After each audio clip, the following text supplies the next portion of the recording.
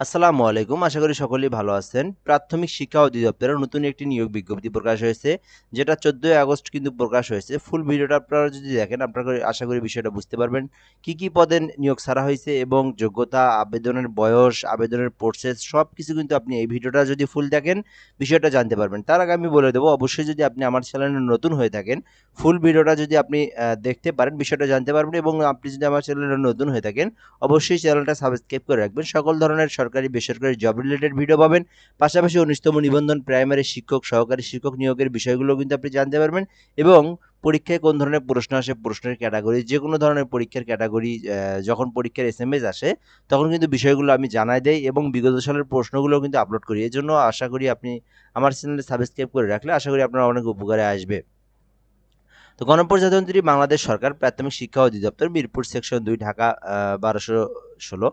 তো এই যে আমাদের যে প্রাইমারি শিক্ষা অধিদপ্তর আছে, সেই যে ওয়েবসাইট আছে ডিপি.গভ.বিডি, এখান থেকে কিন্তু প্রকাশ করা হয়েছে। তো আপনারা কিন্তু এখানে গিয়েও দেখতে পারেন। তো প্রাথমিক ও গণশিক্ষা মন্ত্রণালয়ের অধীনস্থ প্রাথমিক শিক্ষা অধিদপ্তর ও অধীনস্থ দপ্তরসমূহের রাজস্ব খাতভুক্ত তৃতীয় শ্রেণীর নিম্নোক্ত পদসমূহের বিদ্যমান শূন্যপদের নামের পাশে বর্ণিত বেতন স্কেল ও গ্রেডে অস্থায়ী ভিত্তিতে নিয়োগের নিমিত্তে বাংলাদেশের প্রকৃত নাগরিকদের নিকট হতে রাঙ্গামাটি, খাগড়াছড়ি, বান্দরবান পার্বত্য জেলা ব্যতীত আপনার সকল জেলার প্রার্থী যারা আছে তাদের কাছ থেকে কিন্তু অনলাইনে দরখাস্তের আহ্বান করা যাচ্ছে। তো উক্ত পদের ন্যূনতম শিক্ষাগত যোগ্যতা, প্রয়োজনীয় অভিজ্ঞতা ও অন্যান্য বিবরণ নিম্নে উল্লেখ করা হলো। তো সহকারী লাইব্রেরিয়ান পদে যেটা আছে সেটা আমরা দেখব। সহকারী লাইব্রেরিয়ান কাম ক্যাটালগার, তো 24টি পদ এই পদে, সহকারী লাইব্রেরিয়ান পদে। তো বেতন গ্রেড হচ্ছে আপনার 12তম গ্রেডের চাকরি এটা। তো 11,000 থেকে 27,000 টাকা বেতন স্কেল। সর্বনিম্ন 18 সর্বনিম্ন 18 এবং সর্বোচ্চ 32 বছর পর্যন্ত আপনি আবেদনের যোগ্যতা, মানে এখানে আপনার হচ্ছে বয়স সীমা যেটা আছে আর কি, এটা 18 থেকে 32 বছর পর্যন্ত আপনি আবেদন করতে পারবেন। তো এটার জন্য শিক্ষাগত যোগ্য যেটা, সেটা কিন্তু এখানে দেওয়া আছে।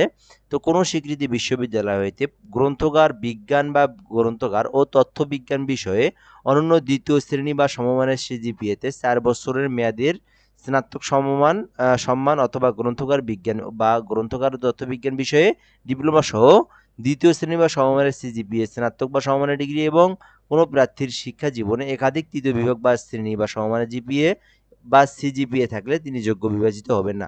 তো বিষয়টা আপনারা আরও একবার ভালো করে দেখে নিয়েন। তো আমি সংক্ষেপে একটু বলে নেই।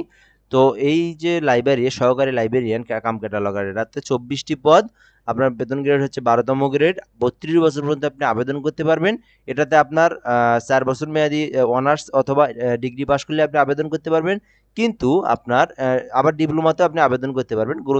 যদি গ্রন্থকার বিষয়ের উপর আপনি ডিপ্লোমা করে থাকেন, তবুও আপনি আবেদন করতে পারবেন। তবে আবেদন করতে পারবেন একটা কোনো প্রার্থীর শিক্ষা জীবনে একাধিক তৃতীয় বিভাগে আপনি ছিলেন বা সমমানের জিপিএ বা সিজিপিএ থাকলে তিনি যোগ্য বিবেচিত হবেন না। তো এই বিষয়টা কিন্তু আপনারা জানতে পারলাম। এখন বিষয়টা আমরা এখন দেখবো যে দ্বিতীয় নম্বর যে পদটা আছে সার্টলিপি কাম কম্পিউটার অপারেটর, এটাতে কিন্তু 6 জনকে নিয়োগ দেওয়া হবে। সো আপনারা বিষয়টা দেখতে পারেন এখানে কি পদ। তো সার্টলিপি কাম কম্পিউটার অপারেটর 6টি পদ। তো 11তম গ্রেড এটা, 11,000 থেকে 26,000 টাকা বেতন স্কেল। সর্বনিম্ন 18 এবং সর্বোচ্চ 32 বছর, অর্থাৎ আপনি 18 থেকে 32 বছরের মধ্যে হলে আপনি আবেদন করতে পারবেন। তো বিষয়টা আমরা দেখবো এখানে কোনো স্বীকৃতি বিশ্ববিদ্যালয় হইতে অনন্য দ্বিতীয় শ্রেণী বা সমমানের সিজিপিএতে স্নাতক বা সমমানের ডিগ্রি, কম্পিউটার ব্যবহারের দক্ষতা থাকতে এবং মন্ত্রণালয় বা বিভাগের সংযুক্ত অধিদপ্তর, পরিদপ্তর এবং দপ্তরের কমন পদ নিয়োগের বিধিমালা 2019-এর তফসিল 2 অনুযায়ী গৃহীত পরীক্ষার উত্তীর্ণ হওয়া সহ তফসিল 3 অনুযায়ী ষাটলিপিতে ইংরেজিতে 80 শব্দ এবং বাংলায় 50 শব্দের গতি থাকতে হবে এবং কম্পিউটারের ইংরেজিতে 30 এবং বাংলায় 25 শব্দের গতি থাকতে হবে। তো বিষয়টা কিন্তু আপনারা জানতেই পারলেন। তো কোনো স্বীকৃতি বিশ্ববিদ্যালয় হতে অনন্য দ্বিতীয় শ্রেণী বা সমমান সিজিপিএতে স্নাতক ডিগ্রি অর্জন করলে আপনি আবেদন করতে পারবেন। এবং মেইন যে বিষয়টা, সেটা আপনাকে কম্পিউটারের দক্ষতা থাকতে হবে, যেটা হচ্ছে বাংলাতে আপনার 50 শব্দ এবং ইংরেজিতে 80 শব্দ নিয়ে আসতে হবে, যেহেতু এটা certificate cum computer operator. So সেক্ষেত্রে কিন্তু আপনাকে 30/50 শব্দ থাকতে হবে, দেন আপনি কিন্তু আবেদনের জন্য যোগ্যতা অর্জন করবেন। সো এরপর আমরা দেখব যে পদটা, সেটা হচ্ছে উচ্চমান সহকারী। তো এটাতে 115 জনকে নিয়োগ দেওয়া হবে। সো মোটামুটি কিন্তু অনেকগুলো পদ এটাতে, আপনারা কিন্তু বিষয়টা দেখতে পারেন। তো উচ্চমান সহকারীতে 115টি পদ, তো হচ্ছে 14তম গ্রেডের। এটার বেতন ভাতা দিয়ে আদেশ 2015 যে বেতন কাঠামো আছে, সেই কাঠামো অনুযায়ী যে সকল সুবিধা আছে আপনি কিন্তু সকল সুবিধা কিন্তু পেয়ে যাবেন, যেটা কিন্তু 2015 সালের অনুযায়ী। তো আমরা দেখব এখানে 32 বছর পর্যন্ত আপনি আবেদন করতে পারবেন। এজন্য আপনাকে কোনো স্বীকৃত বিশ্ববিদ্যালয় হইতে ব্যবসা শিক্ষায় স্নাতক বা সমান ডিগ্রি থাকতে হবে। অর্থাৎ আপনি যদি বিজনেস স্টাডিজ নিয়ে যদি লেখাপড়া করে থাকেন, দেন আপনি কিন্তু এই যে উচ্চমান সহকারী কাম হিসাবরক্ষক, যদিও হিসাবরক্ষক পদ সেক্ষেত্রে আপনাকে কমার্স থেকে যারা পড়ালেখা করছেন তারা কিন্তু এটাতে আবেদন করতে পারবেন। এমএস অফিস সম্পর্কে কারি করিবার দক্ষতা থাকতে হবে, অর্থাৎ আপনার কিন্তু কম্পিউটারের দক্ষতা থাকতে হবে। তো আমরা এরপরে দেখব তার পরবর্তী যে পদ, সেটাতে আমরা দেখব 60 মুদ্রাক্ষরিক কম্পিউটার অপারেটর। তো এটাতে কিন্তু 14তম নিয়োগে প্রকাশ করা হয়েছে, যেটা হচ্ছে আপনার 14টি পদ, তো হচ্ছে 14তম গ্রেড। তো 10,000 থেকে 24,000 টাকা বেতন স্কেল, 2015 বেতন কাঠামো অনুযায়ী আপনি কিন্তু বেতন কাঠামো পেয়ে যাবেন। তো এটা আপনার 18 থেকে 32 বছর পর্যন্ত আপনি আবেদন করতে পারবেন। এই জন্য আপনাকে যেসব যোগ্যতা লাগবে সেটা হচ্ছে কোনো স্বীকৃতি শিক্ষা বোর্ড হইতে অনন্য দ্বিতীয় শ্রেণী বা সমমানের সিজিপিতে স্নাতক বা সমমান ডিগ্রি থাকতে হবে, কম্পিউটারের ব্যবহারের দক্ষতা থাকতে হবে এবং মন্ত্রণালয়ের বিভাগের সংযুক্ত অধিদপ্তর, পরিদপ্তর এবং দপ্তরের কমন পদে নিয়োগ থাকতে হবে। তো বিষয়টা কিন্তু আপনারা জানতেই পারছেন।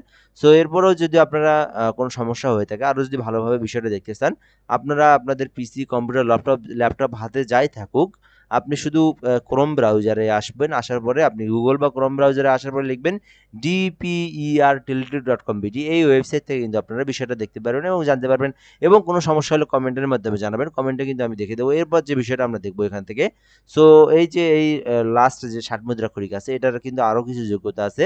এখানে আমরা দেখবো বিধিমালা 2019-এর তফসিল 2 অনুযায়ী গঠিত পরীক্ষায় উত্তীর্ণ হওয়া সহ তফসিল 3 অনুযায়ী লিপিতে ইংরেজিতে 70 এবং 45 শব্দের গতি থাকতে হবে, দেন আপনি আবেদন করতে পারবেন। তো তারপরে আরেক একটা নিয়োগ আছে, সেটা হলো ভান্ডার রক্ষক। তো ভান্ডার রক্ষকে যারা আবেদন করবেন, 9,000 থেকে 22,000 টাকা বেতন স্কেল। এটা হচ্ছে আপনার গ্রেড হলো 16তম গ্রেড। আপনার এখানে 2015 অনুযায়ী বেতন কাঠামো ধরা হবে। 32 বছর পর্যন্ত আবেদন করতে পারবেন। এটার জন্য যা যা লাগবে, আপনারে কোনো স্বীকৃতি বোর্ড হইতে অনন্য উচ্চ মাধ্যমিক সার্টিফিকেট থাকতে হবে এবং সমান পরীক্ষা, অর্থাৎ আপনি এটাতে এইচএসসি থাকলে আপনি আবেদন করতে পারবেন এবং আপনার হচ্ছে এমএস ওয়ার্ড সম্পর্কে দক্ষ থাকতে হবে, অর্থাৎ কম্পিউটারের দক্ষতা থাকতে হবে। তো বিষয়টা কিন্তু আপনারা জানতেই পারলেন। সবগুলো পদের 5টা পদের নিয়োগ বিজ্ঞপ্তি চলমান এবং সবগুলোতে আপনারা দেখতে পারলেন। এরপর আমরা এখানে দেখবো যে আবেদনের জন্য যে নিয়ম নীতিমালাগুলো আছে, এগুলো আমরা একটু পরে দেখাবো। তো এর মধ্যে হচ্ছে সবথেকে বড় পদ যেটা, সেটা হচ্ছে উচ্চমান সহকারী, এবং এখানে আপনার সহকারী লাইব্রেরিয়ান কাম ক্যাটালগারেও আপনারা আবেদন করতে পারেন। তো যে পদে আপনার চাইলে আবেদন করতে পারেন। তো পরীক্ষার নিয়মাবলী দেওয়া আছে এখানে। আবেদনের জন্য আপনাকে dpertelity.com এই ওয়েবসাইট থেকে আপনাকে আবেদন করতে হবে। আবেদনের যে সময়সীমা সেটাও দেওয়া আছে এখানে। আবেদন শুরু হচ্ছে 20 আগস্ট। শুরুর তারিখ হলো 20 আগস্ট, যেটা কিন্তু এখনো শুরুই হয় নাই। তো আপনাদের কিন্তু আরও সময় আছে, যেহেতু 17 তারিখ আজ। সো এখান থেকে হলো 20 আগস্ট থেকে আপনাকে সামনের মাসের 10 সেপ্টেম্বরের মধ্যে আপনি আবেদন করতে পারবেন। তো উক্ত সময়সীমার মধ্যে ইউজার আইডি প্রার্থীগণ অনলাইনে আবেদনপত্র সাবমিট এর থেকে পরবর্তী 72 ঘন্টার মধ্যে আপনাকে আবেদন ফি জমা দিতে পারবেন। সো অনলাইনে আবেদনপত্রে প্রার্থীর রঙিন ছবি, 300x300 পিক্সেলের ছবি, স্বাক্ষর, 300x300 পিক্সেলের একটা ছবি লাগবে এবং 300x80 পিক্সেলের একটা স্বাক্ষর কিন্তু আপনাকে ক্রপ করে নিয়ে ফটোশপের মাধ্যমে আপনাকে পেমেন্ট যে অ্যাপ্লিকেশন আছে সেই অ্যাপ্লিকেশনে কিন্তু সাবমিট করতে হবে। তো এরপর আমরা এখানে দেখবো যে পেমেন্টের যে বিষয়টা, তো কত টাকা পেমেন্ট এখানে দেওয়াই আছে। তো আপনার এখানে হচ্ছে অ্যাপ্লিকেশনেতে আইডি দেওয়া থাকবে এবং আপনাকে 2টি SMS করে আপনাকে টাকা পেমেন্ট করতে হবে। 1 নং ক্রমিকের জন্য 150 টাকা এবং সার্ভিস চার্জ 18 টাকা, অর্থাৎ 1 নং পদের জন্য 168 টাকা এবং 2 থেকে 5 নং ক্রমিকের জন্য 112 টাকা। এবং এখানে হচ্ছে লাস্ট যে পদটা আছে, সো লাস্ট পদ না, এখানে সব 112 টাকা। এবং যারা হচ্ছে শারীরিক প্রতিবন্ধী, ক্ষুদ্র নৃগোষ্ঠী এবং তৃতীয় লিঙ্গ যারা আছে, তাদের জন্য হচ্ছে 56 টাকা পেমেন্ট দিতে হবে। তো বিষয়টা কিন্তু বুঝতেই পারলেন। 1 থেকে 5 নং পদের জন্য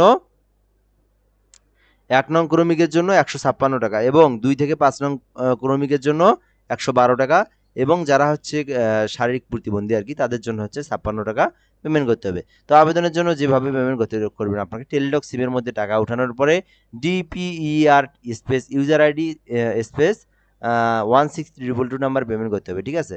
তো DPER স্পেস ইউজার আইডি লিখে আপনাকে 16322 নাম্বার পেমেন্ট করবেন। এরপর একটা আপনাকে কোড আসবে, যে কোডের মাধ্যমে আপনার একটা পিন থাকবে। সো সেই পেমেন্টে আপনাকে DPER space ES space PIN নাম্বারটা দিয়ে আপনাকে পেমেন্টটা চূড়ান্তভাবে সাবমিট করতে হবে। সো এভাবে কিন্তু আপনি আবেদন করতে পারবেন। এরপর যে বিষয়গুলো আছে, এগুলো হলো মৌখিক পরীক্ষার বিষয়। তো এগুলো হচ্ছে আমরা পরবর্তী দেখলো, আপনি এগুলো এমনিতেই পাবেন। এটা বিষয়টা কিন্তু আপনারা বুঝতেই পারলেন। তো আপনারা কিন্তু এভাবে আবেদনটা করবেন। আবেদনের প্রসেসটা কিন্তু আমি একটু পরে দেখাবো। তো আপনারা ভিডিও এ পর্যন্ত, আবেদনটা আমি পরবর্তী আরেকটা ভিডিওতে দেখাবো ইনশাআল্লাহ। সো এই জন্য আপনি সাবস্ক্রাইব করে রাখেন, পাশাপাশি আপনি আবেদন করতে চাইলে কমেন্ট বক্সে আপনি যোগাযোগ করতে পারবেন। সো ধন্যবাদ, ভিডিওটা ভালো লাগলে অবশ্যই সাবস্ক্রাইব করবেন। আসসালামু আলাইকুম।